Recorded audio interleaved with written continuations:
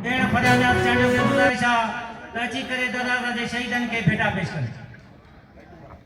मुस्लिम league house Khairpur में पीर सैयद मुर्तज़ा शाह राशदी खिताब कंदे। मुस्लिम लीग हाउस खैरपुर में पीर सैयद मुर्तज़ा शाह राशदी खिताब कंदे। मुस्लिम लीग हाउस खैरपुर में पीर सैयद मुर्तज़ा शाह राशदी खिताब कंदे। मुस्लिम लीग हाउस खैरपुर में पीर सैयद मुर्तज़ा शाह राशदी खिताब कंदे। जेके भी असांजा प्रिंट मीडिया जा असांजा सहाफ़ी सभिनि खे अस्सलाम वालेकुम। 31 अक्टूबर पाकिस्तान मुस्लिम लीग फंक्शनल जी हिस्ट्री जो हिकिड़ो सियाह ॾींहुं आहे जंहिंखे असां ब्लैक डे जे सां मल्हायूं था पिया।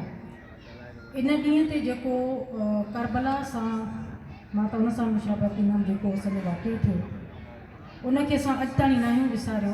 10 साल गुज़री विया पर जीअं मुंहिंजे ॿाहिरनि उहो वाक़ियो ॿुधाईंदा पिया वञनि त लॻे पियो कल्ह थियो। इन जे लाइ उन्हनि खे भेटा पेश करण जे लाइ उन्हनि खे सुख सलाम करण जे लाइ हिते असां सभु गॾु थिया आहियूं। ऐं हिमत कोन हारी आहे।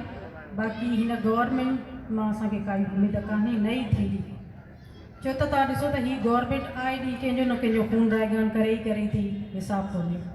पंहिंजे ई लीडर मोहतरमा बेनज़ीर भुट्टो जा कातिल हुनजो पुटु थर्ड फॉर्म थी पर अञा ताईं न ॿोली सघे।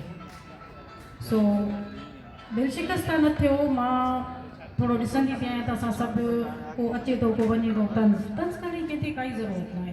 जंहिंजो एतिरो दिलि हूंदो हलियो वेंदो, जंहिंजा हेॾा दिलि हूंदा असां गॾु हूंदा। थाली में 4 कण असां हलाऊं। ऐं गाज़ी जे शहीदनि में हमेशह इमाम हुसैन जो क़ाफ़िलो तव्हां यादि कयो त उन में बि 72 शहीद हुआ न, केतिरो क़ाफ़िलो। पर छा अॼु ताईं इमाम हुसैन जी शहादत खे विसारी आहे?